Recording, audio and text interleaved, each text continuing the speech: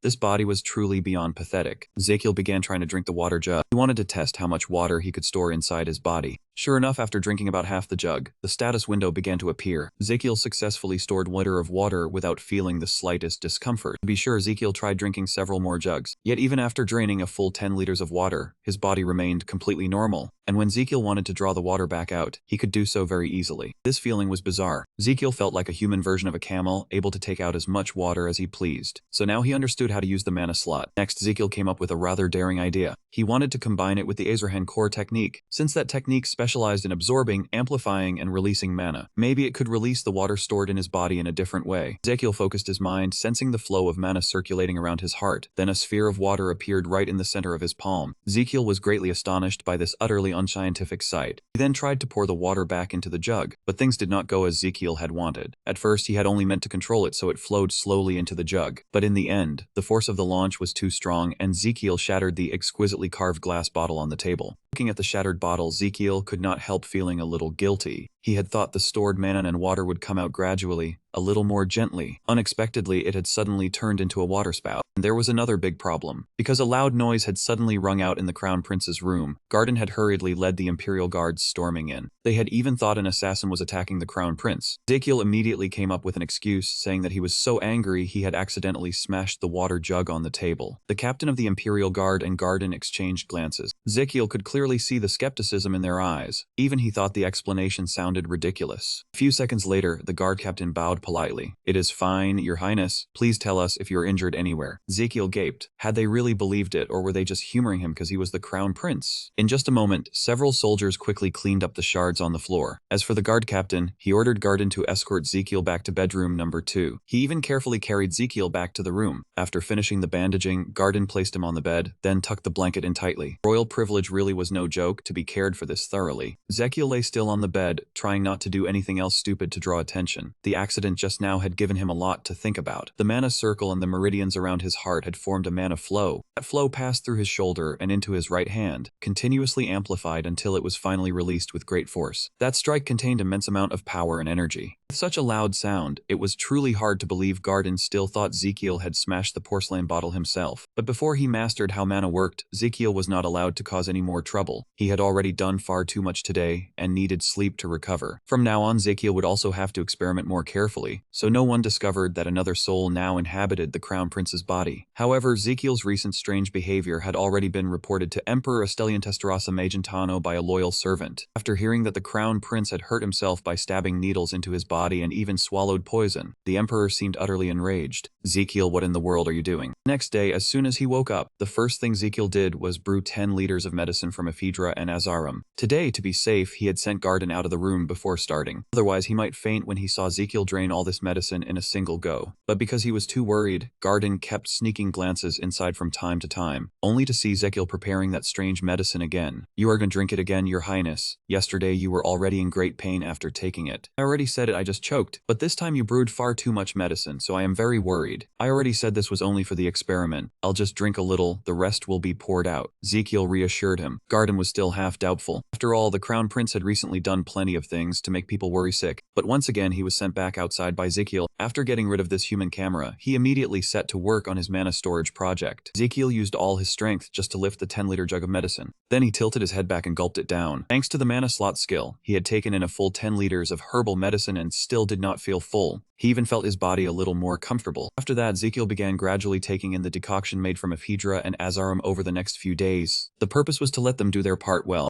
Ezekiel's internal organs were extremely pleased to be nourished properly and on time with Chinese medicine. They began adding HP points to Vacuole, but 500 points still were not enough. That much could not yet help Ezekiel extend his lifespan. More than that, another problem arose. After drinking medicine continuously for several days, Ezekiel's internal organs began to grow tired of this decoction made from ephedra and azarum. Ezekiel still insisted on keeping the hard and stubborn bearing of a man. After all, the organs were his, and whatever he told them to drink, they had to drink. So in the days after that, Ezekiel still calmly released 0.1 liters of medicine at a time, until one day while he was having dinner, Ezekiel suddenly received a notification that his life had been extended by another 50 days. He was so overjoyed that he sprang to his feet. It really worked. The maid carrying the food was startled, to the point that the plate in her hand slipped and fell. Ezekiel hurriedly apologized for frightening her. The maid was so scared that she dropped to her knees and begged for forgiveness. Looking at the girl's trembling figure, Ezekiel suddenly felt puzzled. I'm fine, you don't need to apologize. Are you hurt anywhere? His voice was clearly full of concern, yet for some reason the maid only trembled even harder. I'm sorry, Your Highness. I won't do that again. Please don't whip me like last time, please. Ezekiel froze. That wretched Crown Prince was vicious enough to whip the servants, and it had dragged him into this mess too. A whip? Had I ever beaten you with one before? Ezekiel asked in doubt. He only hoped the girl would answer no. No, Your Highness, the girl replied. But before Ezekiel could even breathe a sigh of relief, she went on. You have never personally laid a hand on me before. A strong sense of guilt surged up again. Ezekiel asked the maid to tell him everything that had happened before. It turned out that just because she had accidentally spilled a drop of water on Ezekiel's sleeve, that man had ordered his subordinates to whip her as punishment. After hearing that, Ezekiel only felt anger. That sickly Crown Prince was that cruel. No wonder the heavens kept punishing him and refused to let him recover. Fine then, clean this up and step out. Ezekiel sat down on the bed in despair. As for that girl, once she learned she would not be punished, she was delighted like a child. The sight of her running out of the room as if she had just escaped disaster shocked Ezekiel even more. Ezekiel then called Garden into the room. He used the excuse that his serious illness had left his mind unclear these past few days, so he no longer remembered what had happened before. Because of that, he wanted Garden to tell him what he had done, and how he had treated Garden and the other servants. Yes, of course, Your Highness, Garden said eagerly, but before he could say much, Ezekiel cut him off. If you dare lie, I will drink this bowl of poison dry right in front of you. Just that one sentence was enough to leave Garden speechless. With no other choice, he honestly recounted everything. Only then did Ezekiel learn just how domineering and cruel that Crown Prince had been before he transmigrated into this body. Now he understood why Garden and the Imperial Guards had believed his excuse of getting angry and accidentally breaking the water pitcher, because in the past this Crown Prince had never been a kind person. At the same time, that new information also raised another question in Ezekiel's mind. Then why are you still not afraid of me, Garden? You are the closest person to me. You should have suffered the most. Because I trust you, Garden answered firmly. I know what kind of person you truly are, Your Highness. Garden said that when he was young and still worked as a doctor's assistant, Ezekiel was just a tiny little boy. Then one day the rain came down in torrents. When the whole Crown Prince's palace was in an uproar because Ezekiel had gone missing, Garden saw him sitting under a tree, shielding a chick from the rain with his own body. So when he grew up and became domineering, Garden still believed it was only because of his illness. He thought that once he was cured, Ezekiel's true self would return. I believe my faith was finally rewarded, Garden added as he recalled the moment Ezekiel had sincerely thanked him. Old man, you like it that much when I change my personality? Ezekiel laughed. Of course. Looking at Garden's radiant smile, Ezekiel suddenly felt that he was more like his father than the emperor he had yet to meet since coming here. To repay that little bit of trust, Ezekiel gave him all the desserts on the table, something that had never happened with other royal family members. But even that much food was nothing compared to Ezekiel's gratitude toward Garden. So he used the honor of both his lives to swear that he would survive, partly for himself and partly so Garden would not end up wrongly hanged like in that novel anymore. While Garden was still stuffing croissants into his mouth, the crown prince's room door was suddenly shoved open. A servant rushed in, panting to report that the emperor had ordered Ezekiel to present himself immediately. At this moment in the emperor's magnificent palace, Ezekiel put on the royal crown prince's formal robes and walked steadily inside. He looked straight at the emperor. At once he knelt and bowed. Your son, Prince Ezekiel, offers his respects to the emperor, the rightful ruler of this land. He was a stallion emperor of the Megentano Empire. He looked at him in deep thought. After observing him for a while, he suddenly realized something. Stallion looked at Ezekiel and thought, the Azrahan treatment, and that frail body actually managed to do it. At this point, his whole body began trembling from kneeling for too long. He sensed something from him and thought, he seems uneasy in my presence. Maybe I'd misunderstood him. After waiting so long for the emperor to still not answer, Ezekiel could only force himself to endure, gritting his teeth as the trembling in his legs grew more obvious. My legs are going numb. If you have something to say it quickly so I can get up. A stallion finally spoke. Life in the secondary palace suits you, does it? Ezekiel replied, yes, your majesty. But in his heart he irritably thought, are you really going to make me talk while kneeling like this? He frowned and went on. I hear you tried to injure yourself with needles and drink poison, is that right? Hearing that, Ezekiel immediately raised his head in a strong reaction. No, that's not it. He shouted angrily, you fool. How dare you claim to be a descendant of this royal family? The stallion rested his chin on his hand and lectured him, you are a member of my bloodline. You should be proud, not lose your dignity. After hearing that, he only silently lowered his head. He mentioned the crown and went on. If you cannot bear the weight of the crown because of your health. His eyes brightened slightly at those words. Could it be time for him to make a wiser choice? Ezekiel looked at Estelian's expression and thought suspiciously. A wise choice? That old fox must be planning something for this meeting. He sat there with his chin propped up and looked down. I will not beat around the bush any longer. Then he said in a stern voice, I want you to give up the position of crown prince and hand it over to your younger brother, the second prince. He froze, but inside he felt a little pleased. I thought it was something serious. Ezekiel immediately replied without hesitation, Your Majesty, forgive me, but he gave a faint smile and said bluntly, I refuse. Hearing that, a stallion immediately flew into a rage, his hand clenching the armrest until the veins stood out. What did you say? He sprang to his feet and shouted loudly, Refuse, you dare refuse me. Ezekiel answered calmly, Yes, that's right. Though he knew the pressure was truly heavy, he reminded himself not to retreat. As expected, that was how he would react. From the very beginning, he had the authority to strip away his title of prince. He asked that because he wanted the eldest son to abdicate the title of prince peacefully, voluntarily and in good faith, agreeing to hand it over to his younger brother. Having the eldest brother hand the crown to the younger one was a very wise political move. Even if I was still seen as useless and unreliable, I had no intention of enduring it forever. Ezekiel felt delighted seeing his angry expression, and thought that the other man must be very uneasy. A stallion stepped down the stairs and asked, Do you not respect my decision? What does the title of prince mean to you? He came closer, bent down, and asked again, Do you only feel satisfied when you make me and the entire royal family humiliated? Hearing those words, he hesitated for a moment, then thought, honestly, I no longer cared about that title. At this point, he had already begun calculating rapidly in his mind. I wanted to give it to the second prince or anyone else, and then live out the rest of my life as I pleased. But if I accepted his offer, this country would only be waiting to perish at the hands of that second prince. In the Demon Sword Empire, the second prince seemed capable and diligent. However, a period of turmoil would eventually erupt. The second prince was hot-tempered and lacked the skill to handle that crisis. His personality alone was enough to drag the empire and the royal family into the abyss. I had to do everything I could to stop that from happening. Ezekiel stood up and said, You may look frail, but your mind and clarity have not disappeared yet. He continued, To me, the title of prince is not that important. What matters most to me is the prosperity and peace of the royal family. The emperor's icy gaze fixed on him, then he said, Well said. He was not the only one with that confidence. Therefore, Ezekiel spoke up and said, So I want to make a request. A stallion asked blankly in return a request. He placed his hand over his chest, stood straight and said, Please give me a chance to prove who is more fit to shoulder the burden of the crown, me or the second prince. When he returned to his palace, he heard a voice ring out, Your Highness. Ezekiel walked with a weary look, and Garden followed after him, asking why the emperor treated him like that. Hearing that question, he tilted his head slightly and replied with a smile, Nothing much. He just wanted me to give the throne to the second prince. As soon as he heard that, he froze at once. Ezekiel waved a hand confidently. Don't worry, I already refused. Hearing that, Garden covered his mouth, still not recovered from the shock. His face was bright with excitement. He turned his head, raised a thumb, and said, I also proposed a sword duel with the second prince. Noticing something, he suddenly turned serious and asked, What are you doing, Garden? Garden stepped back sadly, packing his things into a bag. I'm preparing my luggage to leave here. He shouted angrily, What did you just say? On the other side, Astellion stood silently by the window, deep in thought. He wondered whether that boy wanted a chance to prove which of the two was more worthy. Then Astellion looked into the distance. Was he really that kind of person? Fine, I accept your request. I am looking forward to it.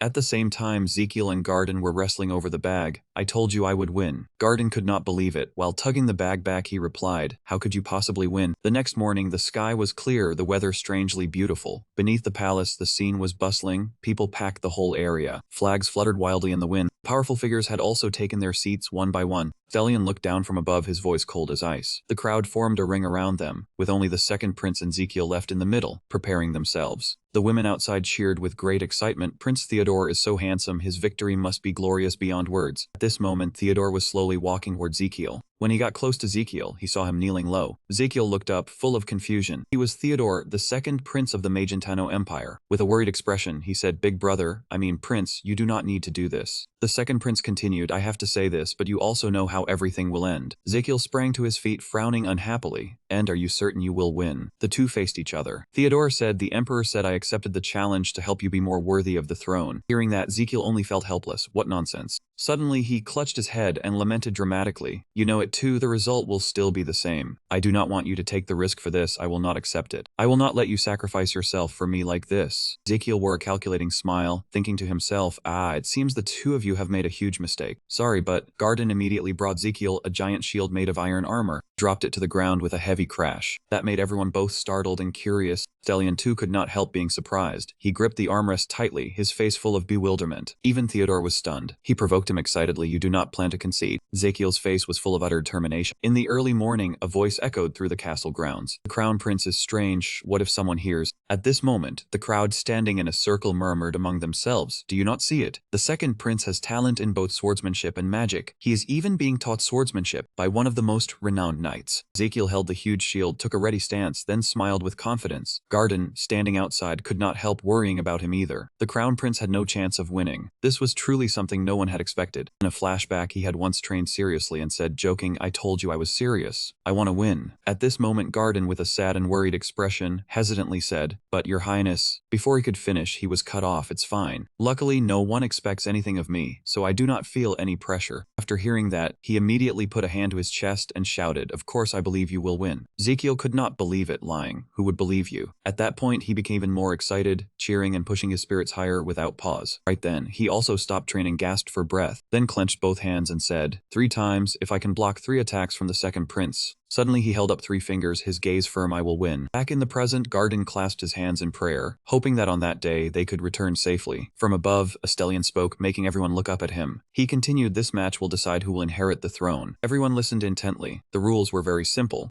Even Ezekiel became serious. If the crown prince could hold out for 5 minutes or defeat the second prince, the crown prince would win. On the other side, the second prince also drew his sword. Otherwise, if the crown prince failed to do either of those 2 things, victory would belong to the second prince. And at this moment, the two officially faced off. Theodore thought to himself, Brother, at this point I will end this very quickly. A decisive voice rang out, The match begins. Suddenly a sword fell right at his feet. Astellion was both surprised and bewildered, frowning as he looked back. The spectators also burst into noisy discussion. What, it is already over before it even started? How boring. It turned out to be Ezekiel. He had thrown his sword aside. Even the second prince asked in a daze whether he was planning to surrender. Theodore was secretly delighted. In fact, he did not want to fight such a weak opponent either. What a relief. Then Theodore glanced at the people around him, silently weighing it. He could not believe that he would give up so easily right in front of so many people. He's doing that could affect the royal family's dignity. Theodore fell into a dilemma, not knowing what to do. Should he tell him to continue the match? No, that would not do. After all, he was sick, but the emperor was still watching. Ignoring the gazes around him, Ezekiel gripped the shield tightly with both hands. Then Ezekiel held the shield out in front of him and adjusted it until it was straight. Because it was too big and heavy, it even gave off a loud thud. So Theodore was extremely surprised to realize that he had chosen to defend instead of launching a half-hearted attack. It looked like he wanted to last 5 minutes instead of bowing out, choosing the second option. Then I will go all out and end this quickly. At that moment, he had already guessed his tactic, so he let out a faint, sinister smile. Then Theodore began gathering his strength. Immediately after, he opened his eyes wide, his gaze brimming with fighting spirit. At once, he shot up into the air, so fast that the naked eye could not catch it. He appeared right in front of Ezekiel. Marcellian sat above watching and thought, that strike had weight and power, and it even carried magic. No matter how hard he tried, that shield would be hard-pressed to hold. Lo, Ezekiel also gritted his teeth and strained to withstand the second prince's devastating strike. Even though Theodore's blow was fierce, he silently prayed, brother, please do not lean all the way back and make yourself a joke. If he truly wanted to lose, at the very least he should kneel and take the blow and keep some dignity. The attack ended, the smoke gradually cleared, yet he still calmly held the small shield in place. After this, I will strike from above. The second prince widened his eyes, unable to believe that he had blocked the blow just now. He also froze, his mouth falling open. At this moment, the surrounding crowd burst into an uproar. What was that? The crown prince had blocked the second prince's blow. Even the emperor was starting to lose his composure. Ezekiel kept the stance he had trained before, circulating energy around his body while everyone was still stunned. The second prince must have gone easy on the crown prince. He is truly too kind. Suddenly, Ezekiel's gaze turned cold, as if there were only one goal left, victory. Theodore also grew annoyed and thought, that look showed this was no coincidence. But even so, it would not change anything. He clenched his teeth, ready to unleash another strike. He tightened both hands around the sword. He gathered even greater force than before and charged at him like a savage beast. Ezekiel's hand began to go numb, almost unable to bear the overwhelming pressure. Both of them were relentless, one struggling to defend, while the other kept pressing the attack. In just a moment, unable to hold on any longer, he was sent flying back. Garden cried out in alarm, Your Highness. After that blow, he tried to regain his balance and cursed inwardly in irritation. Damn it, my head is spinning. Ezekiel's hands were trembling violently and his wrists had almost lost all feeling. He suddenly remembered the emergency from before. However, when I was a police officer, I had blocked countless things before. That move just now was nothing. Theodore was shocked to see that the shield was still standing firm. The two continued their tug of war between offense and defense, pouring all their strength into the shield and their power. Yet after spending so much strength, they still could not make that shield budge. Theodore kept pressing forward, while Ezekiel stubbornly blocked the attack. As he defended, he realized it absorbed slashing force far better than he had imagined. Ezekiel smiled with confidence. It seemed this item would be even more useful in this situation. After a while of fighting, the second prince also spoke warily. I do not know why you are trying so hard to win, but before he could finish, the two of them shouted at the same time, Take this. At that moment, Theodore shot high into the air, surging straight upward, and he plunged straight down to deliver the blow. The sword scraped against the shield, producing a dreadful screech. Ezekiel had been waiting for this strike all along, and immediately took a defensive stance. I trained my lower body just to prepare for this moment. At the same time the system appeared, I thought you wanted to die. But we did our best to upgrade your overall stats. We worked day and night until we were nearly completely exhausted. He remembered that he had prepared very carefully in advance. This shield was a custom piece made by the royal smiths. At this moment, Ezekiel was continuously pouring cocktail into his mouth and Ezekiel paused slightly. This delicious cocktail is for your cute little younger brother here. The system also announced that virtual load function number 1 had been activated. Please select the load level. Ezekiel ordered 0 liters. The two streams of energy seemed to be merging into one. Suddenly, Ezekiel's energy wrapped around Theodore's legs, making him unable to move. Everyone stared blankly. The emperor was also utterly stunned. Even Theodore was stunned, not understanding what was happening. Theodore and Ezekiel stood amid the crowd, ready to face off. Theodore held his sword in a defensive stance, while Ezekiel gripped his shield tightly and firmly. Theodore's whole body kept swaying, his steps unsteady as if he were about to fall at any moment. His face flushed red. Theodore's mind was spinning as he looked around in confusion. He coughed lightly a few times and asked in bewilderment, What is going on here? At this moment, Ezekiel looked straight at his opponent with extreme confidence. Theodore, according to the description in Demon Blade Emperor, could not even handle a single cup of liquor. Seeing Theodore's swaying state, Ezekiel smiled even more smugly and sinisterly. Last night, I put a cocktail bomb containing 20 different strong liquors in there just to wait for this moment. Theodore forced himself to stay calm and stammered, I am certain I hit the shield. But something just entered my body and merged with my mana. His vision blurred completely, everything seemed upside down. Something had entered him,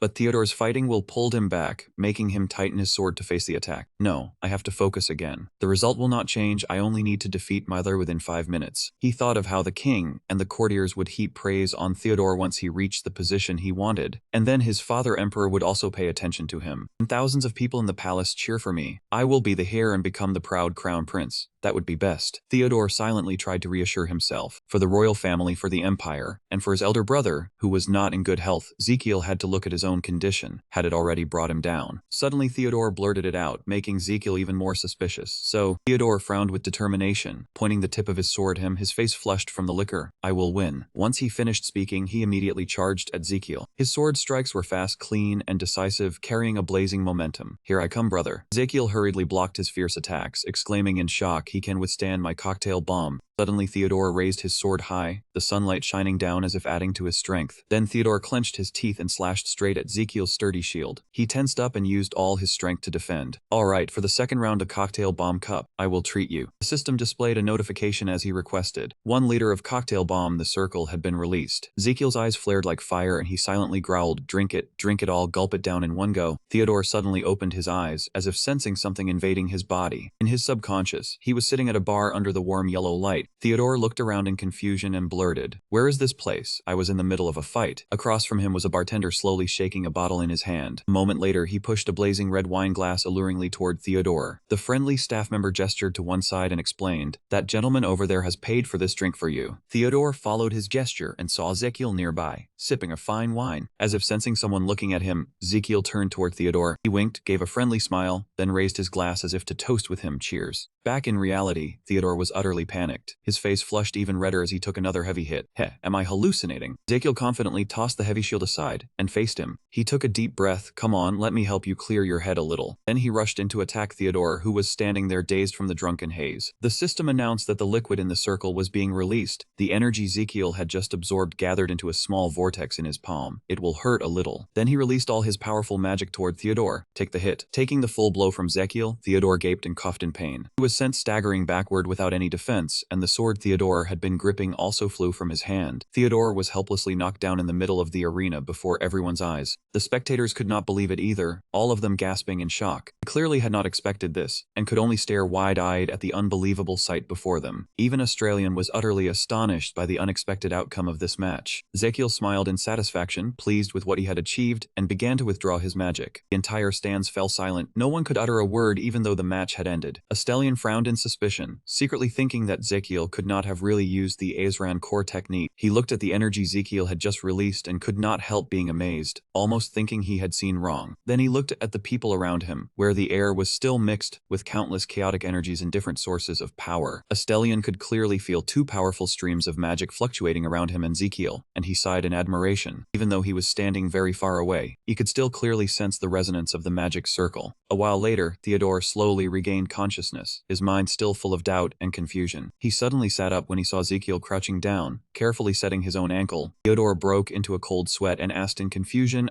big brother. Ezekiel cut him off while channeling magic into his leg to heal it. I have already cleared the mana blockage there. Seeing the pure energy he released, Theodore and everyone else were stunned. That was the Azrahan core technique. How could it be? Ezekiel replied calmly as if it were only natural. So what, maybe you are just a late blooming flower. Then Theodore hurriedly looked around for the precious sword he had dropped earlier. Though unwilling, he had to admit the result of this match. You lost. Ezekiel did not care much and answered lightly, what, you did not expect that? The wound on his forehead was still bleeding. Ezekiel did not pay it any mind and spoke honestly. It is fine, actually I did not expect that either. Theodore immediately raised his voice. Hey, your head is bleeding. Ezekiel wiped away the blood in surprise. Ah, your head must have hit the shield when you blocked my attack, Theodore said softly, big brother, inwardly admiring that he had truly given his all in the fight. Theodore remembered Ezekiel's steadfast figure while fighting, and how he himself had thrown out everything he could with that slender body, and still had not retreated half a step. Then he remembered his own arrogant attitude earlier and blamed himself. And as for your attitude during the battle, you had acted as if victory was already in hand. Thinking of that, Theodore grew even more troubled. You had been far too arrogant. Ezekiel spoke, interrupting Theodore's thoughts. He suddenly exclaimed, it is done, then struggled to stand while still not forgetting to ask after his younger brother. How are you feeling? Theodore clenched his fist, blaming himself. He was deeply ashamed of himself. Ezekiel frowned in confusion at that. No, I mean your physical condition.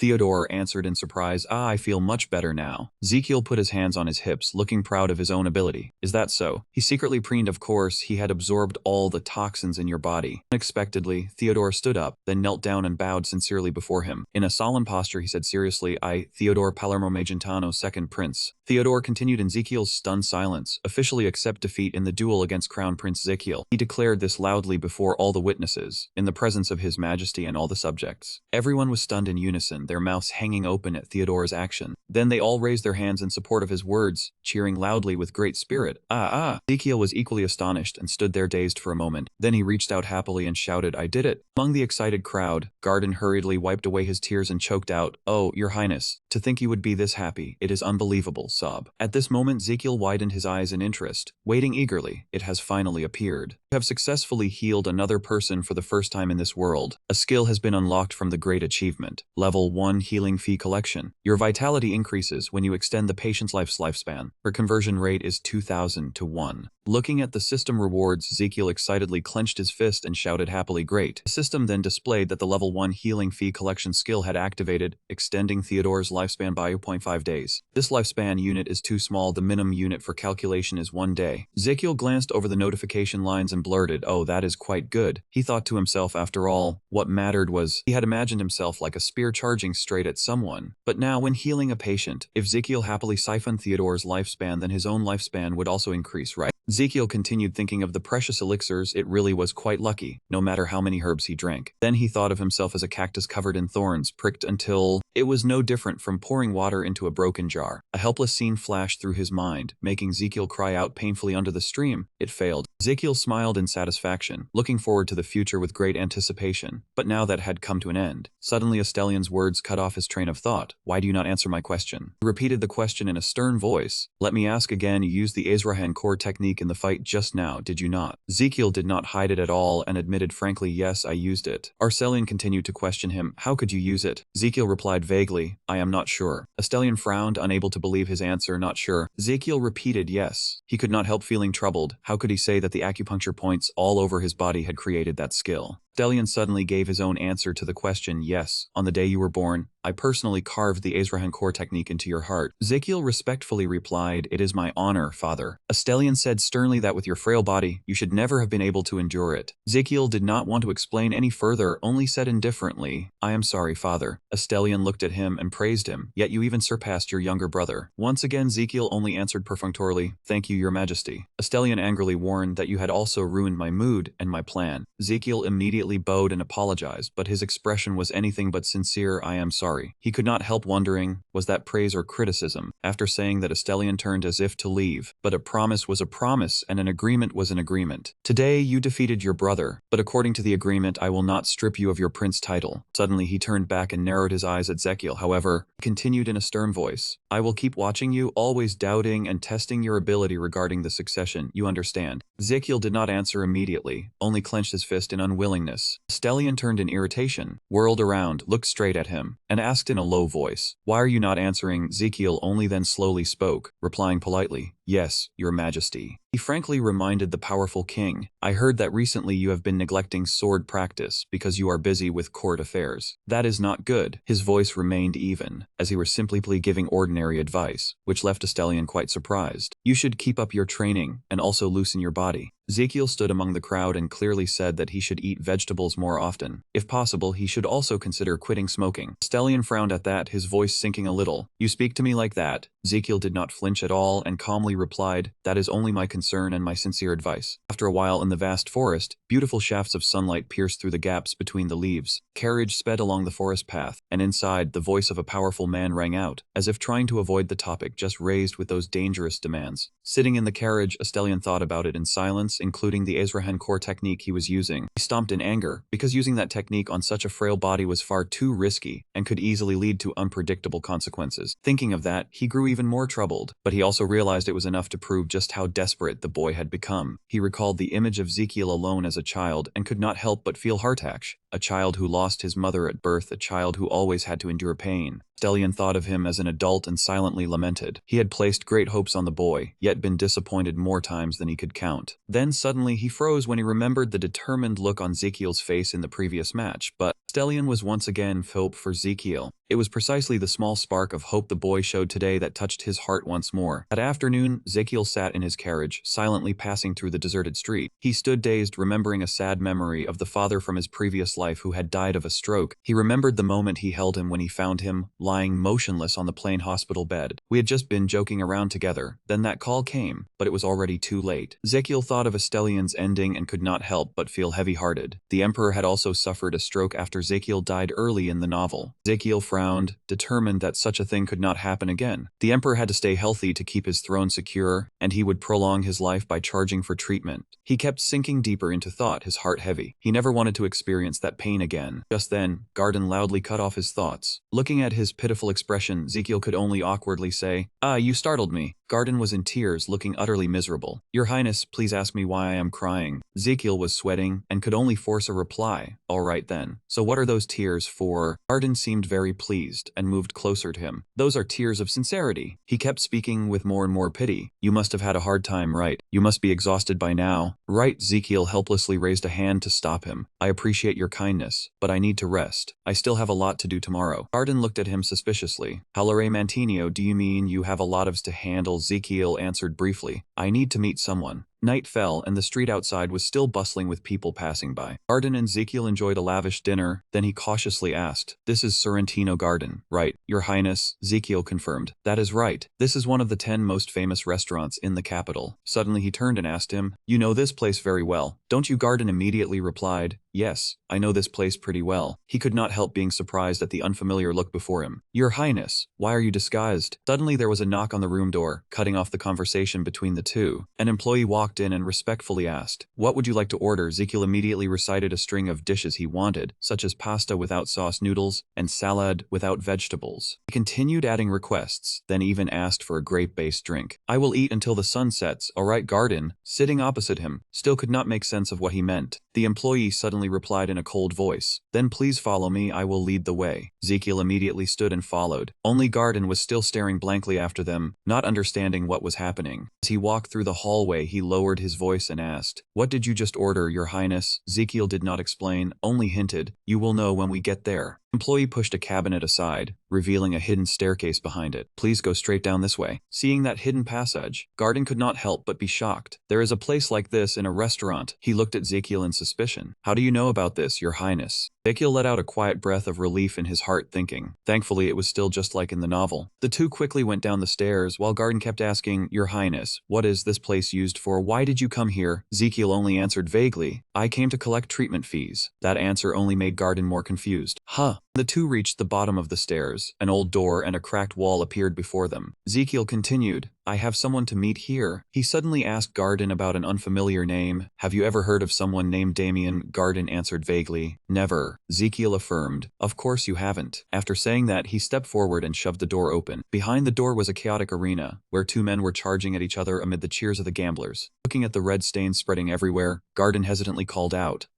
Your Highness." He looked around this filthy place and stammered, "Exactly what is this?" Ezekiel folded his arms, looking pleased. "I told you already, this is a secret location." He scanned his surroundings as if looking for someone. "I wonder where he is." Just then, something caught Garden's attention. He looked toward the burly man radiating a powerful aura beneath the arena. "That is the man named Damien." He could not help blurting out, "He looks very strong." Ezekiel glanced at him with disdain and retorted, "Are you mistaken?" Suddenly, from behind an iron door, a figure slowly emerged. That person slowly stepped into the arena, carrying himself with arrogant pride. Ezekiel looked at the man who had just appeared with interest. "He is finally here." That man strode forward with confidence, his aura overwhelmingly oppressive. Ezekiel looked at the man radiating a sharp, icy air and blurted out, the main character of this novel. He called out his name, Damien. Damien appeared with a handsome, cold expression. Below the arena, soft light shone down on the two fighters. while the crowd above continued cheering excitedly. The guide cast an unsatisfied glance at one fighter. "If you're done, hurry up and get in." He scratched his head and reluctantly stepped inside. "All right," the guide shouted again in urging. "All right, today's main match is about to begin." He enthusiastically introduced Damien. A genius, the genius swordsman Damien. The first time he entered the Roman arena was at 17, and in just 3 months he became champion, sweeping away every opponent. Then he continued shouting about Damien's opponent, and as for the one facing Damien today, from deep in the darkness a cold stare shot straight toward the other side. A giant foot slammed onto the ground, dragging along a fierce surge of air as it stepped out of the iron cage. A hulking monster appeared, bringing with it a suffocating murderous air. His massive body roared in fury, and his imposing aura seemed ready to overwhelm the tiny Damien. Ezekiel backed away in alarm a few steps from that monster. "It's really a giant, too close." Garden was no better. He frantically clung to the hem of Ezekiel's clothes. "Your Highness." He trembled and pointed at the arena.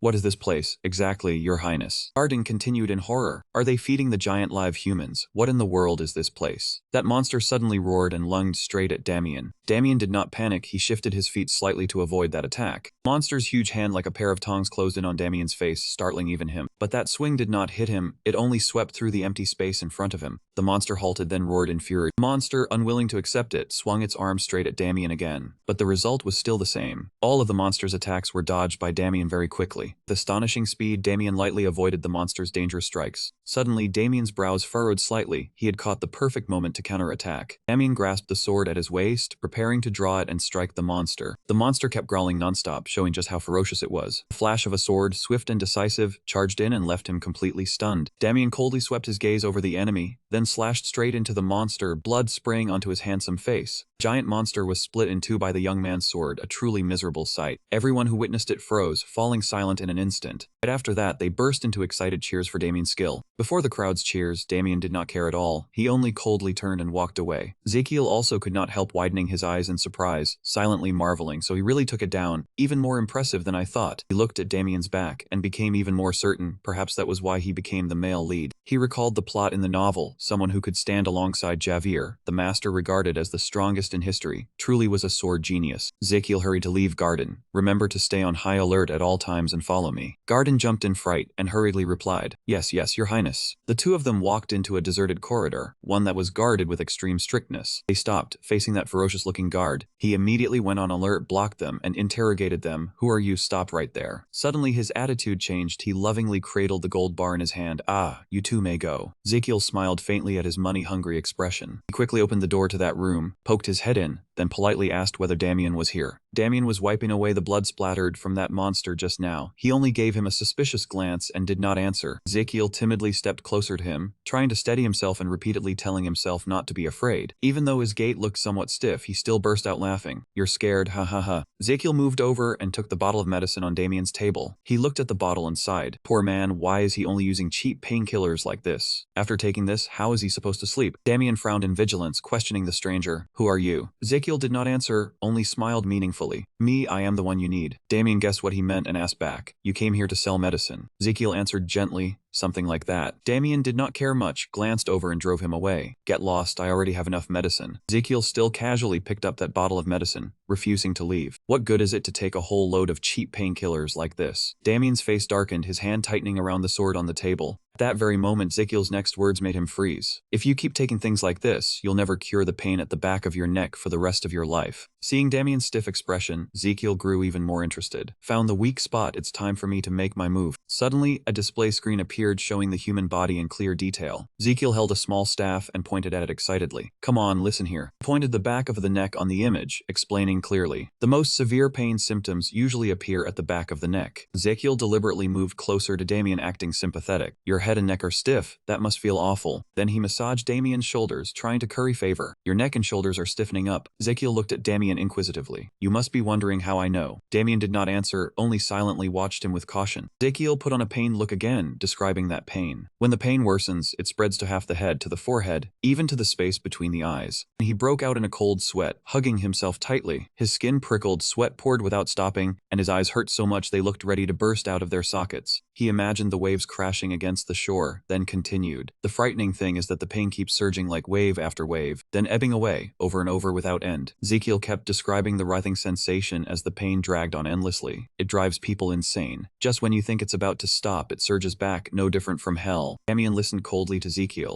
but instead of treating the pain at its root, he was relying on this pile of painkillers. Only then did Damien speak, puzzled. You mean painkillers aren't medicine? Ezekiel hurriedly replied. No, that's not what I mean. Damien was dissatisfied and a little annoyed too. That man was talking too much. Should I finish him off? Ezekiel suddenly complained about his cold attitude. Are you blind? Say something already. Poor fool. Damien glared at him in annoyance. You are not giving me a chance to speak. Damien asked again about Ezekiel's identity. So, who are you really? Ezekiel did not hide it at all and answered frankly, I am the Crown Prince. Of course, Damien did not believe it and immediately drew his sword to strike. Die. Ezekiel panicked and hurried to stop him. Wait. He repeated his identity once more. I am not lying. Kuzman sent me here. Hearing that name, Damien frowned in suspicion. Kuzman sent you here. Ezekiel glanced at the figure mentioned in their conversation, then added, yes, the one funding you. And also the intermediary at the Roman arena. Damien fell silent, thinking something over in secret. Ezekiel glanced at the medicine bottle rolling around there, then continued. Kuzman said you have been suffering from a lack of medicine lately, because the current supply has been affected by the harvest. Damien immediately paid attention, asking more carefully, what do you mean? Ezekiel straightened his lapel, confidently stating, I have another way to help ease your pain. As he spoke, he looked like a devil luring Damien. Do you trust me more now? Damien was suspicious. You brought me new medicine. Ezekiel switched back to a gentle voice like an angel. No, you cannot rely on medicine alone. You have to solve the root of the problem. He stepped forward, patted Damien on the shoulder and suggested, first take off your shirt and lie down. I will treat you while I explain. In the end, Damien was persuaded and had no choice but to follow his lead. Alright. He quickly took off his shirt and lay down on the bed as requested. Damien's back revealed the crisscrossing scars of countless brutal battles. Ezekiel asked with concern, are you scared? There was also a mysterious mark on Damien's back, but he still answered firmly, of course not. Ezekiel was interested, his voice carrying a hint of cunning. Really? Damien turned his head in annoyance and answered angrily, I am a warrior. Damien continued to ramble on about his achievements. I am a warrior who has killed, been injured, and wagered my life countless times. Ezekiel cut him off, then pulled out a strange object. Alright, I get it. A large object was placed neatly on Damien's back while he remained full of suspicion. Ezekiel said meaningfully, please go ahead. He curled his lips, holding the blazing torch. This is the first time you have used this method, isn't it? Ezekiel brought the flame closer and closer to the head of that strange object. Damien kept repeatedly stressing his resolve. I am a warrior. The head of that object quickly caught fire, blazing on his back. Damien still stubbornly insisted, this kind of treatment does nothing for me. Right after that came his shriek. Ah! The people outside the room were also startled by the scream. The guard cried out in panic. Good heavens. Seeing Damien's whole body trembling in pain, Ezekiel mocked him. So you're just a child after all, and you still had the nerve to pound your chest and call yourself a warrior. Hey, you're crying. Outwardly he was mocking him, but inside he was very worried about his patient. It might hurt a lot, but just bear with it a little longer. Ezekiel suddenly thought of the mysterious mark on Damien's back. The reason Damien could not leave the underworld was because of this mark. It was a mysterious mark with a sword right in the center. The curse on anyone who bore it would be activated when blood flowed. He remembered the moments when those marked ones fought, the times they had to brutal battles in the arena. Would have to bear unimaginable pain. Those people were no different from puppets, with someone pulling their strings to force them to endure that pain. And the one holding those binding strings was Kuzman, so he had to use Kuzman's borrowed money to buy painkillers, then keep fighting another match to pay off the debt. Ezekiel crossed his arms, clicking his tongue in anger at the ruthless exploitation by the man behind it all. Fight painkillers, fight painkillers. A cycle with no end. Kuzman, what a bastard. The room was filled with the faint smoke from his fumigation device, covering Damien's current condition as well. He looked at the head of that object, already burned more than halfway through, thinking that a very high temperature would be needed to erase the mark first. Ezekiel suddenly smiled wickedly. If I cure the protagonist and he is also the strongest man in the novel, then keep him on my side. That would be no different from having an extra shield. He happily imagined the promising future. Things would be even smoother if I also cured that burly fighter. At this moment, Damien was drenched in sweat, clenching his teeth as he endured the pain from the large device on his back. After a while, the thick smoke gradually dispersed and Ezekiel spoke. Alright, not done yet. Sit up. Damien sat up trembling while his back was flushed red, with a large circle clearly imprinted by the fumigation device. Looking at the mark on his back gradually opening up, Ezekiel was very satisfied. Good, it has opened a little. He raised his head, puffed out his chest in smug satisfaction, then asked back, how is it better now? No more pain. And it feels more comfortable too, right? Following his words, Damien slowly felt the changes in his body. He was surprised to find that he had improved a great deal. He blurted out in shock, that's really better, I feel much lighter now. Damien's mood was much brighter and warmth and joy were clearly written across his face. It had been a long time since he had felt so at ease. Ezekiel listened, then rubbed his nose, looking satisfied. No need to be so polite. But you still have not recovered completely, he added impulsively. You still need a few more treatments, I mean a few more sessions. Damien answered blankly. Really? Ezekiel carefully reminded him. If there is any blistering on your back, do not touch it and do not overexert yourself, and avoid greasy food. Damien asked uncertainly. Overexert myself. Suddenly Ezekiel sprang up and barked in annoyance. I mean, do not fight anymore. How could you not understand that? Damien tried to defend himself a little, stammering, but,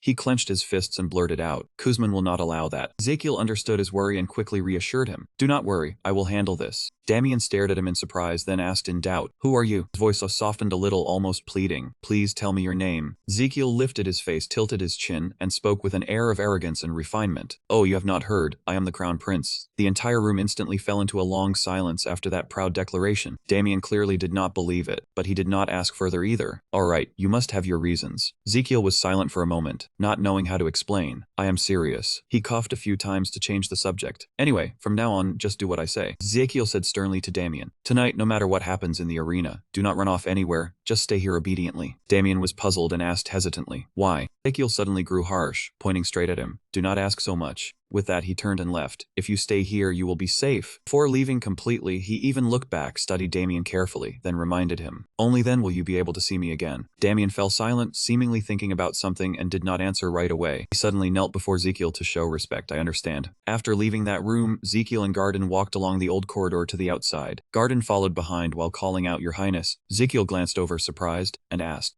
Garden could not help wondering why he had taken the initiative to seek him out and even treat him, when that place was neither safe nor legal. He was still in a muddle over what he had just witnessed. I really do not understand what happened today. Ezekiel's steps did not slow at all. He offered no further explanation, only said meaningfully, You will understand soon enough. For now, just do the work you need to do. That is, serve me. Garden asked in confusion. Then what do I need to do? Ezekiel seriously described the target to look for. Find a black-haired man with a ponytail, a rather burly build, and a very ferocious look. Meanwhile, on the other side of the arena, the gamblers kept shouting and cheering nonstop for the matches. Outside was a fairly ordinary tavern, where the guests were sipping expensive liquor. Following Ezekiel's instructions, Garden swept his eyes around to look for the ponytailed, fierce-eyed man. Ponytail, fierce eyes. Soon enough, he noticed someone whose appearance matched that description very closely. He looked toward Ezekiel nearby, then pointed at the man. I think I have found him. Ezekiel also looked in the direction he pointed. Let me see. That man was tall and big, with his hair tied high and a face full of ferocity. Ezekiel thought to himself, he really did fit the description quite well. He casually pulled over the chair opposite him and sat down, wanting to observe more closely. He looked straight into the man's eyes. That really was a fierce stare. Thinking that, he immediately called out the other man's name. Kuzman. That man did not deny it. Instead, he narrowed his eyes and looked at him suspiciously. Who are you? Ezekiel went straight to the point. Then you must know Damien. I only have one question. He spoke seriously. I want to buy back Damien Kane. Kuzman did not answer, only silently considered it. Ezekiel continued to ask, how much do I need to pay for his debt and his contract? Kuzman answered with a number that sounded unbelievable. 9 quadrillion margin. Other than Prince Crown, probably no one in the world could afford that. Ezekiel replied calmly. Really, what a coincidence, because I am the Crown Prince. Kuzman clearly did not believe it and let out a cold mocking laugh. If you are the Crown Prince, then so am I. I am the medicine-selling Crown Prince. Ezekiel froze for a moment at that, then repeated in disbelief. What, the Crown Prince sells medicine? Kuzman lost his patience and shouted, if you are not buying, get lost. Ezekiel still kept a calm expression and stood up. He slowly left his table, while Kuzman could not help feeling suspicious. He studied the man's face carefully and wondered, I have never met this guy. Suddenly he snapped his fingers to call a server over. The server immediately stepped forward and bowed respectfully. Kuzman coldly ordered him about the kid from earlier. He looked after Ezekiel's departing back and instructed, find out who he is, whether he is someone from the arena or someone hired by another party. The servant seriously memorized every word Kuzman said. If needed, just force it out of him. Then he added a ruthlessly cruel line. If it still does not work, then deal with him and throw him into the river like always. A moment later, the tavern door was suddenly kicked open. Kuzman was drinking beer happily when he irritably snapped. What the hell? Someone walked up close to him, but their steps were swaying and unsteady. Then the person fell flat at Kuzman's feet. His whole body was covered in filth, looking utterly miserable. Kuzman panicked and shouted, Dillich. He asked the struggling men in shock, what happened to you? But before Dillich could even answer, the large door was pushed open again. Ezekiel appeared domineeringly before Kuzman with a few large soldiers following behind. He took off the orange wig he had been using as a disguise. Then Ezekiel took the royal badge out of his pocket. The soldiers beside him all shouted at once, the secret royal inspector has arrived. With his true appearance, Ezekiel confidently held up the badge of authority high above him. And 1 hour earlier, outside the tavern on a street crowded with people coming and going, Garden kept looking back in worry. Ezekiel told him unhappily, keep walking straight, you are too obvious. Garden scratched his head and knowingly replied, yes, your highness. I have never been a covert guard before, ha. Ezekiel immediately sensed someone was watching him. I knew it. He turned his eyes toward the person hiding behind the wall and thought, as long as Kuzman feels threatened, he will immediately send people to keep an eye on anyone who makes him uneasy. Dilich was still carefully observing the two of them to gauge the situation. Ezekiel recalled the moment he had deliberately walked up to Kuzman's table and thought, that is why I deliberately approached him. He sneered, he really is easy to predict. From his hiding place, Dilich slowly drew out a small knife. He turned around, about to rush at the two of them, but suddenly bumped into a tall man in armor. That guard stared fixedly at Dilich, his eyes full of killing intent. A squad of soldiers quickly surrounded Dilich, making him panic, the one who committed the crime of plotting against royalty. Meanwhile, Ezekiel was confidently holding his noble badge right in front of Kuzman. The soldiers behind him all shouted in unison, the royal spy is here. Kuzman had realized he was at a disadvantage, so he gritted his teeth, tense. Arden glanced at Ezekiel in confusion. What was going on, royal spies? He scratched his head, looking innocent. There is nothing, I just wanted to try saying it once. After saying that, he returned the badge to the soldier beside him. Well done. Man hesitated, then replied yes. Kuzman was sweating, and his heart grew even more anxious. What was going on here? He looked at the gleaming badge and still could not make sense of it. Royal guards, what were they doing here? Ezekiel cut off Kuzman's tangled thoughts, then pointed at him and said boldly, I, Crown Prince Ezekiel, order you to flatten this place for me. He turned to Kuzman, making him even more terrified, especially that one. Do not let him escape. Soldiers beside Ezekiel immediately obeyed, surging forward with fierce momentum. Garden thought in amazement he had not expected everything to unfold exactly as that person had said. He looked at the soldiers searching this place under Ezekiel's orders and affirmed that the Crown Prince had changed completely lately. The staff of this shady tavern were taken away one after another. Garden praised him inwardly. Even the underground organizations, he was wiping them out today. He was also extremely concerned about the safety of the nation. At this moment, Ezekiel wore a bright smile, clearly very satisfied with the current situation. He happily praised the soldiers. You were fast, very professional. That was excellent. In his heart, he was also thinking about what he was about to receive. With it, he would gain a great deal more life force right now. Ezekiel suddenly remembered Kuzman and curled his lips. Crown Prince. Crown Prince, where did that drug seller go? Kuzman was holding his breath, hiding in a nearby hidden corner. Ezekiel still kept smiling as he continued. Where did that fellow disappear to? Hearing that, Kuzman grew even more panicked, his mind in turmoil. If he was caught, he was surely done for. Thinking of that, he desperately shot out of the tavern at full speed. As he ran, anger boiled in him without end. How could he really be the Crown Prince? Besides, why would the Crown Prince buy Damien? What was that for? With no time to think further, he cleared everything from his mind and ran straight toward a nearby door. For now, he just needed to find a place to hide. He immediately shoved the door open, intending to hide in the small room until everything settled down. The moment Kuzman stepped inside, a row of swords pointed straight at him. Sweat poured down his face, and he could not believe it when he saw the soldiers suddenly appear. Why were they here? Ezekiel gave a cold laugh, as if to say, see, I told you he would come here. Then he turned to ask Garden for money crystals. Come on, give me 500 money crystals. Though annoyed, he still reluctantly handed them over. Yes, here you go. Kuzman grew even more tense as he was blocked. What the hell was going on? Ezekiel lifted his chin and slowly advanced with the soldiers. You must be very confused, still unable to figure it out. He shrugged and went on. Actually, I think paying for medicine is very important. Kuzman stared blankly and asked, huh? Ezekiel's face turned serious all at once, his gaze going cold as it swept over him. Pay for the medicine. I hate people who stiff their medicine bills, so people like that must be punished. Those words made Kuzman even more bewildered. He blurted out, what nonsense are you talking about? Ignoring his stare, Ezekiel spelled it out clearly. That was why I asked you about Damien's pain medicine money. I had already asked him how much he owed, how much still needed to be paid. Did you forget? This time Kuzman finally understood, and he fell silent. Ezekiel continued mocking him. In any case, I had already offered you a kind proposal, and you threw it away with your own hands. Those words made Kuzman tremble with anger. He clenched the two razor-sharp daggers in his hands and swung them straight at Ezekiel. Shut up, stop spouting nonsense. But before the dagger could even reach Ezekiel, Kuzman was punched squarely in the face by a large hand. His face twisted, and one of his teeth was knocked out. Agony struck him, and he dropped the dagger to the ground. A soldier stood in front of him, shielding Ezekiel from Kuzman's attack. Hiding behind that big man, Ezekiel laughed and mocked Kuzman for being truly pathetic. Kuzman coughed violently from the pain, blood in his mouth surging out without stop. The soldiers pointed their sword tips at him and shouted, it would be best if you knelt down. Kuzman frowned, his eyes full of ferocity, calculating inwardly. Damn, has it come to this? From his mouth, a pill hidden beneath his teeth suddenly dropped out. He boldly bit down on the pill he had just taken out. Kuzman began counting down, because inside that pill was a mini bomb with only 5 seconds left. The pill would explode after 5 seconds. He secretly rejoiced at the thought of that pill exploding, enough to create a blast with a fierce shockwave. Thick smoke and dust would cover the site. Anyone who touched that poison would be paralyzed and in severe cases die. Kuzman believed the poisonous smoke would bring down those big big soldiers, while he only needed to roll to the floor and escape the instant he spat out the pill. He imagined the scene of dispatching Ezekiel and grew excited. After that, he would take that crown prince's head. Back in reality, he smiled confidently at his own plan. It truly was perfect. He began counting down 5, 4, 3. It was time. He hurried to spit that pill out. He kept counting 2, but the moment he finished saying 2, a hand clamped tightly over his mouth. Ezekiel had somehow already closed in, pressing his mouth shut. What, are you trying to spit something out? Kuzman could not believe it, and could only curse inwardly. This brat knew the secret of his weapon. Ezekiel let out a faint laugh and finished the last number for him, 1. That pill exploded right inside Kuzman's mouth. Damn it, he had been taken down by this guy. He quickly collapsed under the effects of the drug. Kuzman trembled, forcing himself to stay conscious. He had to stay awake. In another 3 minutes, he would lose consciousness. I can still survive with this antidote. Kuzman's hand trembled as he groped in his coat pocket, but one hand moved faster, slipping deep into his coat. The man pulled out a medicine bottle containing a strange blue liquid. Ezekiel looked at the medicine bottle and said, "You are curious about how I knew, right?" Kuzman had his medicine bottle snatched away, and his whole body went rigid. Ezekiel looked at that expression and sneered inwardly. Ah. He quickly opened the medicine bottle. His voice was full of mockery. Take a guess. Kuzman broke out in sweat and reached out, trying to stop him. But it was too late. Ezekiel tilted his head back and swallowed the entire bottle in a slovenly manner right in front of him. Kuzman could only curse inwardly, bastard. Watching Ezekiel drink the medicine bottle empty, Kuzman could only stare in shock. His hands were shaking badly, and seeing him like that, Ezekiel grew even more pleased and tossed out a line. Serves you right. Kuzman's face grew darker and darker, and he reached out while thinking, my antidote, give it back, bastard. Ezekiel curled his lips into a smile, then flung the medicine bottle away without hesitation. Not a chance. The medicine bottle slammed heavily to the ground, shattering into many pieces, just as he revealed the truth. I was the one who put in the poison. The smile shone brighter than ever. Looking at him, he silently thought that he had to complete the mission to obtain the healing fee skill. Thinking of that, the system displayed dose number 10.1 per 10 liters. By now, Kuzman's face had lost every trace of color, foam spilling from the corners of his mouth. He groaned inwardly in agony. No, he could not endure it anymore. Immediately after, his whole body collapsed onto the ground, unconscious. Seeing that, Ezekiel smiled and raised a very satisfied thumbs up. The stage is set. He looked over his back and studied it carefully. Beneath the 5th thoracic vertebra, on both sides, about 1.5 inches apart. After thinking it over, he targeted the sinew point and pressed hard right at that spot. Kuzman immediately jolted awake and let out a scream of agony, miserable and piercing. Changes were taking place inside Ezekiel's body as well. He silently smiled. Now it was time for the antidote. The system appeared, injecting 1 liters of antidote. He kept his hand in the same place, continuing to press hard on him. His eyes rolled upward, his mouth hung open, and he screamed out loud. Right after that, he collapsed onto the floor, his eyes tightly shut. A familiar system notification sounded again. Level 1 treatment mission had been activated. Patient Kuzman had completed detoxification therapy. Lifespan had increased by 21 years 2 months 1 day. The bonus lifespan added another 3 years 81 days, rounded up to 4 days, bringing the total lifespan to 118 days. Seeing what the system had just displayed, Ezekiel was so stunned he widened his eyes, clenched his fist, and blurted out, "That's right." After saying that, he immediately ordered his subordinates to seize him. Ezekiel's gaze turned solemn. Now he had what he needed. It was time to return to palace. At the same time, inside the palace, Damien led the group in a counterattack, fighting against countless soldiers. Last soldier, seeing the overwhelming pressure, could not help but panic, retreating step by step with a wary expression. He looked at Damien and thought to himself, how could these gladiators be this strong? As Master Damien kept slowly approaching, the soldier shouted in fear, "Tiesk, I told you not to stay silent." Just as he finished speaking, Ezekiel suddenly appeared, and the other soldiers cried out in shock, "The Crown Prince." Damien was also drawn by that voice and turned his head to look over. With his hands behind his back, he walked over and asked, "Do you believe I am the Crown Prince now?" At this moment, Damien no longer held his sword raised, and slowly lowered it. A dark fragment of memory suddenly surfaced in his mind. When he was little, he had personally watched his mother die. Damien thought to himself, "Mother, this is exactly how you looked before you died." That day, the rain poured down in torrents. The storm winds lashed fiercely, and I dreamed of that day again. That was when I was left alone in this world. No, to be precise, it was the day I was abandoned. Just then, a sudden loud shout rang out, jolting him awake, his eyes wide open. "Wake up." After regaining his composure, he sat up straight with Ezekiel and Garden waiting beside him. Seeing that Damien had awakened, he smiled and extended his hand in introduction. "Allow me to formally introduce myself. I am the Crown Prince's physician, Piero Garden." Hearing that, he also reached out and shook his hand, replying, I am Damien. After the greetings were done, Ezekiel turned and walked out, saying, the greetings are enough, follow me, there is still a lot to do today. Seeing how hurried he was, Garden asked curiously, Your Highness, what are you planning to do? He frowned and replied, what do you mean you do not trust me? Damien was still sitting quietly on the bed, his expression thoughtful as if he were pondering something. A while later, in the treatment room. Inside, everyone had been gathered and was sitting on the beds. Damien asked directly, where is this place? Ezekiel smiled and said, where else but the treatment room? Sergio was shocked to hear that, his eyes wide and speechless. You not only saved us from that hellish place, but also let us stay here for treatment. He asked again, why are you being so good to us? Faced with that question, Ezekiel did not know how to answer either. He thought to himself, it was only natural he found it strange. He was not doing this out of kindness. He looked over at them. Most of the gladiators were only in their early 20s, and the oldest was barely over 30. If he cured them, he would certainly gain more vitality. But if he told them the truth, they would probably think he had gone mad. Thinking that far, Ezekiel declared loudly, there is no such thing as a free lunch in this world. Did you think I was treating you well without conditions? Do not misunderstand. He crossed his arms over his chest and added, I have always been weak. To be precise, I am suffering from all sorts of illnesses. Hearing that, one of the people sitting below suddenly raised a hand and said loudly, everyone in the kingdom knows that. Seeing him so excited, Ezekiel could not help feeling annoyed, and thought to himself, I will save the most painful part of the treatment for you. After thinking it over, he continued, but even now the royal physician still cannot cure me. Ezekiel continued, even after trying many methods, my condition kept getting worse, so I decided to find my own treatment method. At this, he turned to Damien and asked, you must know why I brought everyone here, right? Hearing that, he answered directly, perhaps you brought us here to try a new therapy. Hearing that answer, Ezekiel said something that terrified everyone below. Exactly. Then he asked again, Damien, how do you think you were cured? He replied, after the first treatment, my nerve pain almost completely vanished. Hearing that, everyone looked at each other in confusion, thinking that Damien had also confirmed this method worked. Ezekiel asked again, did anyone feel any discomfort during the treatment? Everyone sat in silence, no one replied. Seeing that, he smiled and thought to himself, good, it had worked, there is nothing else to worry about, just keep going all out. He immediately raised his voice, time to begin treatment. Everyone take off your clothes and lie down on the beds. Right after that, shrill cries rang out. Before long, 6 days had passed, and now inside the room, some people had already awakened. A few others were still unconscious, lying motionless on the beds. Ezekiel stood there watching their current state and thought to himself, this is terrifying, they are vomiting and breaking out in cold sweat. He anxiously bit his fingernail and blurted out, damn it, this is the symptom of painkiller withdrawal. It will be hard to continue acupuncture treatment. However, just as he thought of that, he suddenly froze and looked over at Damien sitting beside him. Ezekiel stepped forward and called out loudly, Damien. Hearing that, he turned and replied, yes, your highness. He asked again, are you not feeling dizzy? Damien replied, I am. He asked further, feeling nauseous. He answered frankly, I am trying to hold it in. Hearing that, Ezekiel was even more astonished, eyes wide and mouth agape, thinking to himself, this must be why he is the main character. Looking at he had just left everyone with, Ezekiel decided that no matter what, he had to temporarily switch to another therapy. After thinking it over, he told them, today's treatment ends here, everyone go back, rest, and drink plenty of water. After waiting for everyone to leave, Ezekiel looked at Sergio trembling on the bed and said, Sergio, you stay. He stepped forward and asked Han, are you feeling bad because of withdrawal symptoms? He replied, no, it's nothing, I'm fine. He pointed to the bed and said, lie down, you look too pale, let me help. At his bewildered expression, Ezekiel took out a sharp needle and continued with this. He thought seriously to himself. In fact, he was not sure whether acupressure would work. He was the one who had used painkillers the longest among the gladiators, so his withdrawal symptoms were also the most severe. So he was the most suitable person to try it on. Start with the pressure point near the abdomen. First the running point, then, after the needle was inserted, Sergio's whole body suddenly released a strange aura and his body gradually began moving again. While Ezekiel was still researching, suddenly he sprang up and reached out, lunging straight at him. At this moment he seemed to have lost all reason, pinning Ezekiel to the ground and roaring violently. His huge arms tightened around his throat so hard he could not breathe. His face gradually turned purple, and he could only plead for a glimmer of hope, help. There was not a single person around at this moment, only Ezekiel and Sergio remained in the room. He struggled to push that hand away, but his strength was far too great. Every effort was useless. But just at the most dangerous moment, a loud sound suddenly rang out. Sergio's body toppled to one side, his eyes rolling wide. At last, Ezekiel managed to sit up, drawing in heavy breaths. The one who just appeared to save his life was none other than Damien. He looked at him and asked, Your Highness, are you all right? Ezekiel took his hand and replied, I am fine. As he stood up, he glanced back and thought to himself, because of withdrawal symptoms, even a small stimulus could set off a seizure. Sergio was still unconscious on the ground. He looked at him and judged that his nervous system must be extremely sensitive. With only a very slight stimulus, even a needle could make him feel as if he had been stabbed by a sword. It seemed he had thought of another way to deal deal with this situation. He needed a much smaller needle. That evening, inside Ezekiel's office, he was standing there with a piece of paper in his hand. It read, "Your Highness, I am a blacksmith. According to your order, I can forge a needle as fine as a thread, but I am not sure I can mass produce them with uniform thickness, and it may not work exactly as you wish. I think that would be extremely difficult if the maker is not a dwarf. Please forgive me." By the time he finished reading this, he let out a disappointed sigh, placed the letter on the table, and thought to himself, this is enough to drive a person insane. He did not have much time, and the withdrawal symptoms would only get worse. Ezekiel raised a hand to his head, wondering what he should do. The system immediately displayed, "Your organs have detected stress. Stress is the cause of many internal diseases. The system recommends you address it early." At the same time, inside his body, the two lungs were massaging the heart's back. They were punching and singing happily. "We are the two lungs. We are the two lungs." The heart let out a sigh and said, "How pathetic. Should I give you a hint?" Another one on the side also ran over to squeeze his leg, adding, "Wouldn't it be better to hear the hint before the sphincter fully opens?" At this moment, outside, a system panel suddenly appeared, shocking Ezekiel to the core. He wondered, what is this? Panel stated that by investing the HP you received, you could unlock countless skills or summon beasts. After skimming it once, he was secretly delighted. I can summon beasts. This was mentioned in the novel too. Without hesitation, he immediately chose summoning. The system displayed, you have chosen random beast summoning. A summoned beast will have a strong sense of self, be absolutely loyal to its master, and also bring many different skills. Random summon attempt 1 costs 300p, current HP is 500p. Do you want to perform a random summon? Yes or no? Ezekiel pressed the agree button while praying, please, let it be something good. The system immediately appeared, random summoning has begun, 300p spent, 200p HP remaining before the summoning starts. Please speak out the skill you want the summoned beast to possess. After hearing that, he shouted without hesitation, I want a pile of super tiny needles. I need a beast that can produce a huge number of those needles with very high stability. His request was quickly accepted by the system. Request recorded. Right in front of him, 3 mysterious gift boxes appeared at once. On the red gift box was written Candidate 1, a cheerful oinking summon. On the green gift box was Candidate 2, Iron Dung Spewer. Finally, on the blue gift box was written Candidate 3, a cactus that likes to poop out cacti. After reading those names, Ezekiel was dazzled, wondering what the hell was wrong with them. The system continued to explain, these 3 candidates can meet your requirements at 100%, 50%, and 0%. After choosing, you will not be able to change it or undo the summon, so think carefully. Hearing that, he also understood a little and said, so there is one big prize, one decent one, and one completely useless one. Ezekiel lifted his head to look again, then muttered, a cheerful oinking summon, Iron Dung Spewer, and poop-loving cactus. The nearby blue box suddenly shook violently, while he still stood motionless, quietly thinking about which one to choose. After a while, the box was still trembling hard, while Ezekiel was still standing there with his eyes tightly shut. Suddenly, the box went silent, with no movement left at all. The heart could no longer bear it. It slapped its chest and shouted angrily, my heart is about to explode from frustration. Just pick the poop-loving cactus at random. Seeing it get that ferocious, he had no choice but to nod and say, all right. The system displayed, you have chosen Candidate 3, the poop-loving cactus. As soon as the choice was confirmed, a series of dazzling golden lightning bolts shot out from the blue gift box. Ezekiel stood there praying with tears in his eyes. Please let it be something good. I do not have much HP left. As soon as he finished speaking, suddenly from inside that gift box, a cute little hedgehog fell straight into his palm. He exclaimed in surprise, ah, it has sharp spines. Looking at the tiny creature in his hand, he stammered, it is a hedgehog. Suddenly, a red pouch appeared on the hedgehog's paw. The system appeared showing Gosium's user guide. Gosium's size can change if you feed it the accompanying sunflower seeds. Ezekiel froze, wondering where those things had come from. Inside the pouch, the items appeared one by one along with complete information. The red sunflower seed makes Gosium grow larger, keeping its form for 12 hours. The blue sunflower seed makes Gosium tiny. Please feed Gosium before the time limit ends so it can return to its large form. Gosium skill. Infinite Spines level 1. Each time a spine is plucked out, another will grow back in the same place. Nut Assault level 1. Gosium transforms into a nut and rushes into attack. 3-color Spine Burst level 1. Gosium fires out white, brown, and black spines. The pain level depends on the color of the spine that hits. He was shocked, thinking that, just as he had guessed, for a hedgehog its attacks mainly revolved around spines. At this, Ezekiel looked toward Gosium and asked, can I pluck one of your spines to use? It immediately squealed as if agreeing. He asked again, really it will not hurt. Even after saying that, it still looked clearly frightened, its whole body trembling. Ezekiel said, all right, I will take one white, one brown, and one black. He directly used the white spine to prick his hand, thinking that white would only cause slight pain, and it should be fine for his mind. Next was the brown spine. The brown one hurt no differently than a bee's sting. Suddenly Gozium cried out again and again. Ezekiel asked, "The black one is said to be H rank. Do you know how much it hurts?" He looked at the black spine before him. Ezekiel felt a chill run down his spine. The feeling was rather eerie. "I will try it on someone else next time. Anyway, the needle issue has been solved." He was happier than ever, and even with his hand bleeding from gripping Gozium, he still smiled and spoke loudly. "Gozium is mine now." It also happily squealed, "Gozium." A moment later, in the Imperial Palace, in a spacious chamber, a voice rang out. What the hell was that? At this moment inside, Garden looked at the hedgehog on Ezekiel's shoulder with a blank expression, then asked, "What is going on here?" Seeing how shocked he was, he quickly explained, "Say hello to him, this is Lord Gozium." He then wondered, "But how did you get him?" Hearing that, he stood there and rambled on for a while. After that he turned and walked away right away, saying the rest could be asked of Gozium. It squealed again, "Gozium." Arden also seemed to realize something. He thought to himself, no, could that really be a summoned beast? 300 years ago, the legendary genius designer Lloyd Frontier once had a flock of mice, a dragon, and the like helping him on rare occasions. In this world, there are also summoned beasts that appear before the humans they choose and willingly serve them for the rest of their lives. They really were rare and mysterious beings. Thinking of that, he could not help wondering how they had been able to summon such a monster back then. Followed Ezekiel's departing back with his eyes, then asked, "Sir, is there still something about you that I do not know?" Turning to Sergio, he had already fully regained his senses and returned to normal. He bowed his head, gripping his legs tightly, and shouted his apology. "Please forgive me. I committed a crime deserving death yesterday." Seeing his sincere apology, Ezekiel soothed him. "It is fine. This can happen when you endure too much pain. But now you will not feel anything anymore, no matter how many more needles I use." Hearing that, he asked blankly, "Huh? But what have you done?" He pointed at his hand and said, "I already did it." On Sergio's arm at that moment, a row of white needles had been planted all over it. He cried out in shock, "What in the world?" Just like that, Ezekiel kept deftly using the needles to treat the others, looking very pleased with himself. He kept running from one bed to another. "Excellent. Everything is still going smoothly if I can keep this pace." It was like I had just seen something flash by. But what was it? It was only a fleeting image of mine. A moment later, the familiar sound finally rang out. He cheered in delight. There it is. On the system panel, it clearly showed, Level 1 Hospital Fees Quest. The skill had been activated. Patient Damien and 13 others had been cured of the Mark Curse. Total days of life gained were 80 days. Estimated remaining lifespan was 171 days. When the Hospital Fees Quest leveled up and received a large amount of life force, the skill name also changed to Level 2 Hospital Fees Quest. The exchange rate dropped from 2,000 to 1 down to 1950 to 1. He said excitedly, "My skill has leveled up too." Ezekiel was so happy he could not restrain himself. He kept bouncing around the room under Damien's baffled gaze. Suddenly his hand clenched tight. He observed silently and thought, "He is the Crown Prince. What had we done to make him so happy? Why was he so pleased by our recovery?" As for Ezekiel, he was still immersed in his joy, looking at the system panel and thinking to himself, "Good, I have finished dealing with that group of fighters." Thinking of that, he looked over at the people who were already walking normally and continued to ponder, but the corner of Ezekiel's mouth lifted slightly, carrying a scheming smile as a new plan flashed through his mind. At the same time, in another part of the Imperial Palace, someone was slowly lifting a steaming cup of tea. A soldier suddenly ran in from outside to report, "Your servant requests permission to present the Crown Prince's regular report. 2 days ago, all 14 fighters were assigned as the Crown Prince's bodyguards." Hearing that, the Emperor was extremely surprised, and looked up to ask again, "Bodyguards?" This subordinate immediately replied, "Yes, Your Majesty. They are now called the Royal Guard Special Task Force, and must stay by his side at all times." He asked again, "Then what did Ezekiel give them?" The subordinate replied, "A contract that included both salary and countless benefits." At this point his expression darkened, and he thought to himself, Ezekiel had once been frail, lying in bed all day, yet now he had built a private army out of the fighters. The Emperor laughed with delight. He was becoming more and more interesting. The subordinate continued reporting that he had gathered all the servants and bodyguards in his residence together, then started jabbing them with needles without the slightest mercy. He was still in high spirits when his smile suddenly vanished, his eyes widening in shock, not understanding what was happening. Meanwhile, on Ezekiel's side, he was still enthusiastically using the white needles to test them on the palace attendants. As soon as one was pierced, the person flinched and let out a soft cry. He calmly looked at the person before him and asked, "Does it hurt?" He answered immediately, "Not at all." Hearing that answer, Ezekiel said casually, "Then why would you say that? It is only a needle." As soon as he finished speaking, he shouted excitedly again, "All right, next patient." Going back a few days earlier, to a beautiful day with white clouds and golden sunshine, Ezekiel was standing in the courtyard, waiting for someone. A moment later, someone walked over, cleared his throat softly and spoke. Ahem. Hearing that, he turned back cheerfully and asked, "Hey, how do you feel after a few days of cupping?" The one who had come was Damien. He answered seriously, "It is still a little sore." Ezekiel continued, "What a pity, you will not need cupping therapy again." The more Damien heard, the more confused he became, and he asked blankly, "Pardon?" Ezekiel immediately explained, "You have completed the cupping treatment, and now you have fully recovered." He asked again, "Really?" Ezekiel replied, "Yes, I have confirmed the effectiveness of this method and also completed a few tests." At that moment, it seemed as if some thought had flashed through Damien's mind, and he stood frozen in place. Immediately, he bowed to Ezekiel and sincerely thanked him for everything. But before he could finish, he hurried over to stop him and shouted, "Wait." His expression turned serious, then he continued, "First listen to me." He said bluntly, "I want your swordsmanship skill. I do not want to see you off anywhere. I also do not want that talent to go to waste, so..." With that, Ezekiel held out his hand in front of Damien, making his offer. "Become my bodyguard. Of course, I do not need empty things like gratitude, friendship, or loyalty.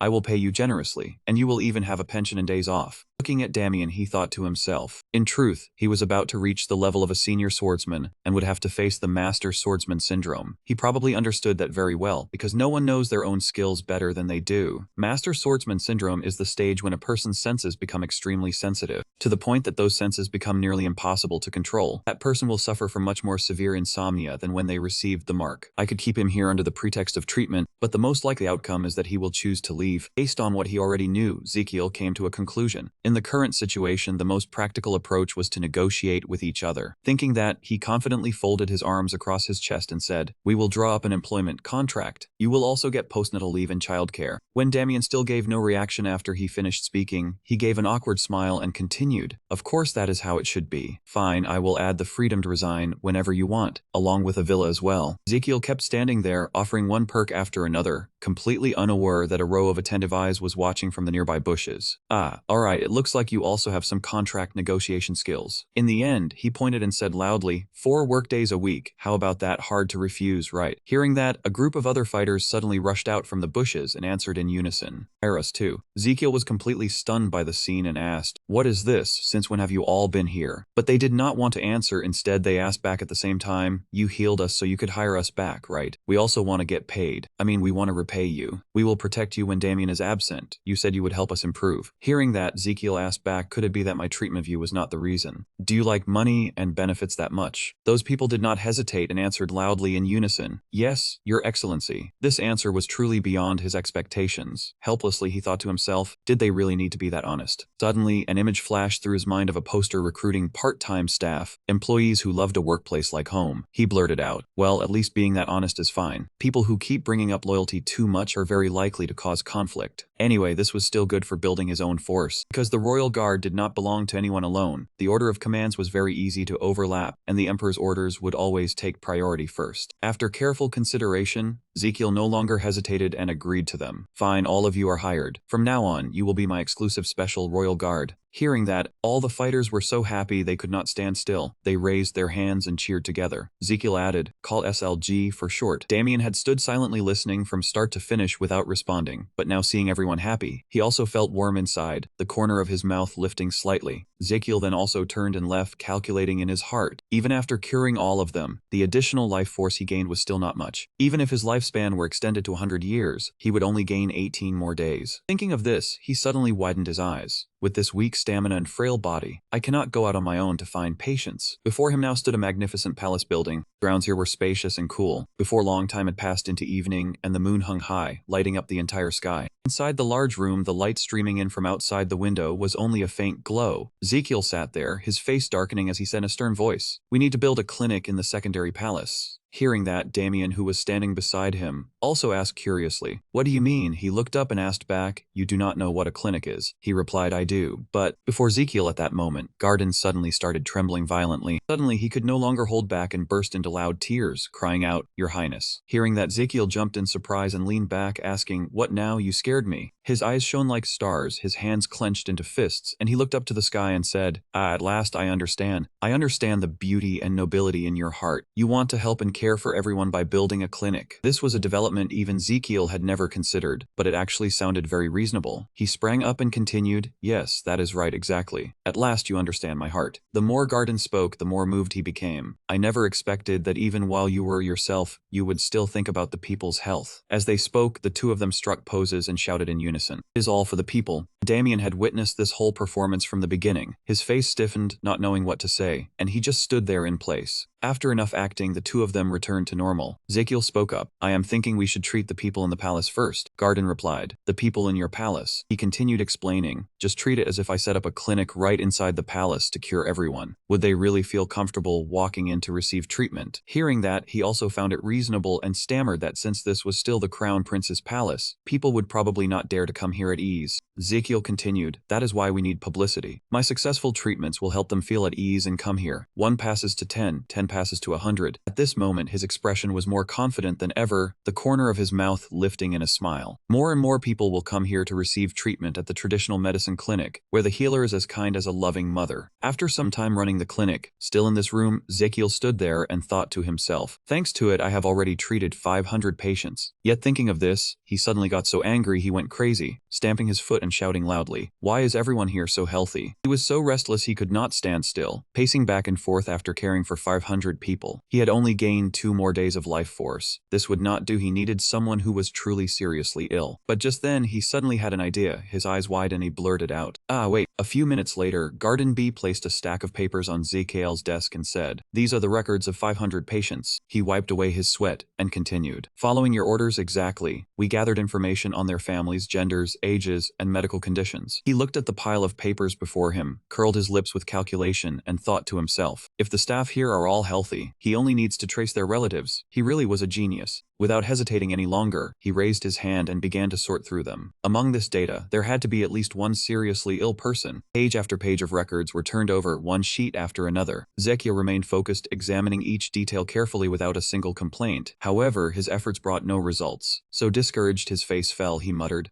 why can't he find anyone? Where are they? The more he searched, the more frustrated he became. Why were their relatives and descendants all as healthy as oxen? Only 10 profiles left. Just then Damien spoke. Your Highness, I am truly very disappointed. Hearing that, Ezekiel also stopped and looked up to ask, you are disappointed? He answered bluntly, forgive me, I want to ask you something. Do you only see patients as your tools? Hearing that, he could only fumble. What is it? Damien continued, you said you needed test subjects, so we tried to gather as many people as possible. But now, it is almost as if you are hoping someone will stand at death's door. That sentence struck Ezekiel like a needle straight to the heart, leaving him speechless. Dr. Garden, standing nearby, could not take it anymore and hurried over to mediate. How could you say that to His Highness? Damien asked back, is that so? At this point, Ezekiel had forced himself to stay calm, his whole body tense as he said, thank you for speaking up for me, but what Damien said was not entirely wrong. Seeing that he had said that, the man did not know what else to say, only scratching his head in embarrassment.